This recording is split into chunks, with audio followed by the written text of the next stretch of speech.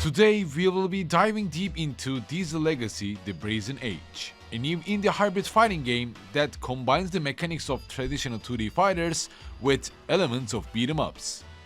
Diesel Legacy introduces a 3-lane system that feels a bit chaotic, allowing players to sidestep attacks, reposition strategically, or simply escape the flurry of chaos in a match. Whether you're a fan of fighting games or just looking for something different, something that is not traditional fighting experience, Diesel Legacy: The Brazen Age might be for you. I'm Arcadenaut here, and today we'll talk about this new experience that is crafted with creativity and sheer passion. Diesel Legacy is set in New Libertis, a gritty industrial city drenched in the aesthetics of dieselpunk, and might remind you of Cuphead in terms of the art design and the music.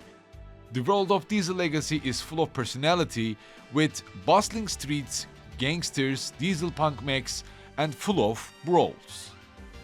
Diesel Legacy story mode takes place 35 years after a catastrophic technological revolution that reshaped New Libertis. And at its heart is Hieronymus Fraser, an ambitious industrialist whose quest for power and maybe redemption drives much of the conflict. Within this chaotic yet iconic world, each character of Diesel Legacy's roster is intricately tied to this world. For example, one of my favorites, Eleonora, a 1920s style gangster who summons henchmen and uses hostages as shields, or Diesel Mech, a towering robotic enforcer who feels like Sentinel from Marvel vs. Capcom series. Each character of this roster of 10 characters feels unique, intricately crafted, and present quite deep gameplay styles. If you feel interested in these characters or the world of New Libertis, the story mode dives deep into their backstories, their motivations, and relationships, making the roster feel like more than just a collection of archetypes. As Diesel Legacy captures this aesthetic beautifully, blending its art influences with comic book style visuals, as the result, it is a world that's both nostalgic and original, vibrant yet gritty. There is somewhere between Skullgirls and Cuphead. And to be honest, only by this art and character design, Diesel Legacy: The Brazen Age deserves a praise. However, there is more to that. As for its core gameplay mechanic, calling Diesel Legacy: The Brazen Age as Skullgirls Isuka might be right on point. It looks like a 4-button beat-em-up title, but presenting a lane switching, either 4 players free-for-all or 2 vs 2 team fighting experience. And because of that, Diesel Legacy's fighting mechanics combined with lane switching that somehow reminds me of Fatal Fury's system, while initially seems confusing, it also opens up new possibilities for offensive and defensive playstyles. Like, imagine evading a fireball not by just jumping but sidestepping into another lane, then punishing your opponent's whiff with a calculated counterattack. Diesel Legacy's system is simple to grasp but challenging to master, rewarding players who invest time in learning its nuances. However, Diesel Legacy doesn't just stop there. It also presents a beat-em-up kind of a gameplay style, specifically in story mode with enemy waves to fight against. And this 3-lane system, combined with traditional 2D fighting formula with command spatials and motion inputs, the depth of Diesel Legacy becomes even more apparent. Imagine this: you are facing a zoning character who floods your lane with projectiles. In most 2D fighters, you would either block or jump to navigate the barrage, right? However, in Diesel Legacy, you simply step into another lane and punish your opponent's overextension. This isn't just a gimmick, it also allows you to reposition yourself in this chaos of 4-character fighting game, encouraging also a teamwork in 2 vs 2 matches, where lane management and synergy with your partner can turn the tide of a battle. Another aspect that Diesel Legacy shines brightly is its roster. Each character of this game feels like a labor of love, designs that capture the dieselpunk atmosphere, unique animations that adds flavor to their personality, and of course, movesets that either help you juggle your opponents, mix up to open their defenses, control other lanes while you fight, or just simply zone to force them to change lanes. This diversity ensures that players of all skill levels and preferences can find a fighter that resonates with them within this 10-character roster. Fans of fighting games will immediately recognize traditional archetypes. Zoning specialists, rushdown experts, grapplers, Diesel Legacy shows a familiar face but also isn't afraid to get experimental. For instance, Adric is a magician character that combines resource management, teleportation, and trap setups, making him a nightmare for unprepared opponents. One of his supers, including one that steals the opponent's soul, presents a unique experience, but on the other hand, one of my favorites, Eleonora, shines with her unique yet simple special moves. Her moveset includes summoning her henchmen, using hostages as shields, dominating multiple lanes simultaneously. Eleonora's gameplay is simply chaotic yet strategic, but fun. Let's say if you're looking for some fast rushdown characters, you might also go for Ruby.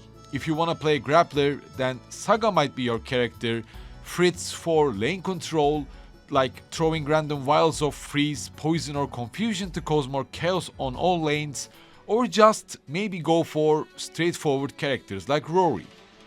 Offering rushdown style that feels familiar yet also somewhat fresh, thanks to this 3-lane system and interactions it enables. Each character feels unique, their design, their animation and personalities elevate Diesel Legacy beyond a typical fighting game. Last but not least, one of the game's standout mechanics is the post-death system, which allows KO'd players to remain active as ghosts, providing support for their active team member to win the match.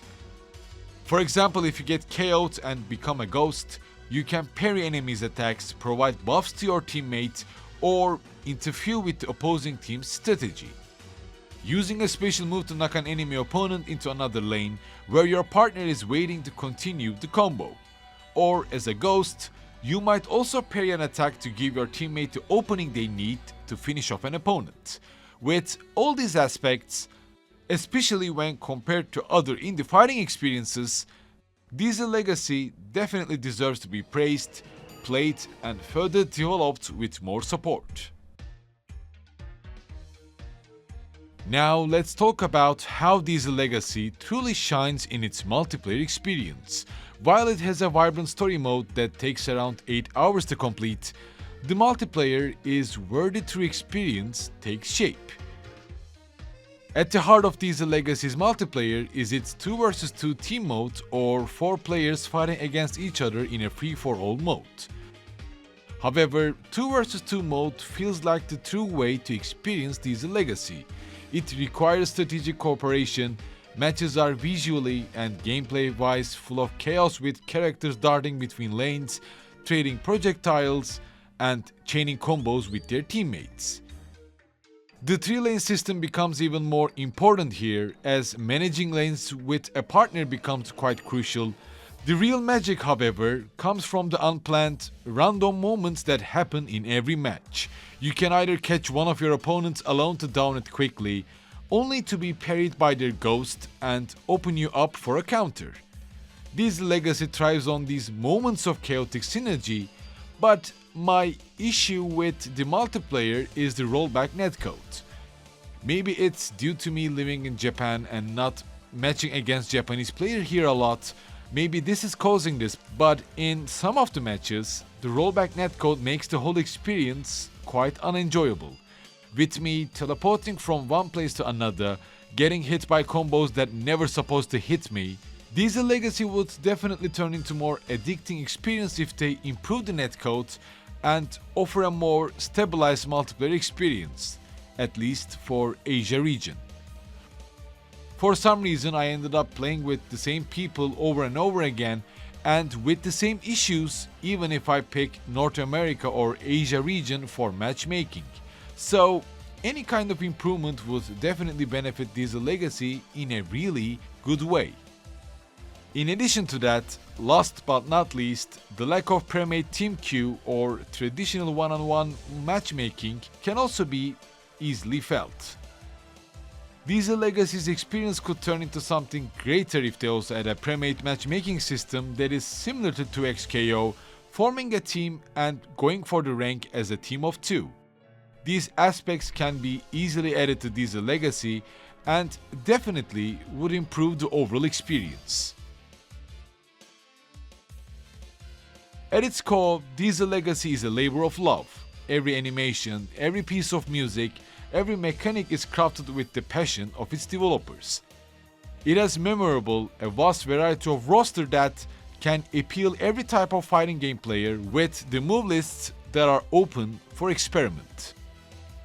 With its tri-lane system, beat 'em up like mechanics combined with dieselpunk art design, you may get why I call Diesel Legacy the Brazen Age, as Skullgirls Isuka, right? It's chaotic, open to dig deeper, to come up with your own unique combos, and definitely worth giving a try due to its iconic features. And I truly believe Diesel Legacy can become even a better experience with improved netcodes and more chaotic yet fun to play characters that could shape this dieselpunk world. Whether you're a longtime fan of the fighting games, or maybe even beat 'em up titles, or someone looking an opportunity to start getting used to these genres, Diesel Legacy has something to offer. As always, thank you for watching today's video. If there is any other indie title or maybe a fighting game you wish me to dig further, be sure to share them by the comments below. Any humble support through Patreon and YouTube join is really appreciated, and I will see you soon in my next video.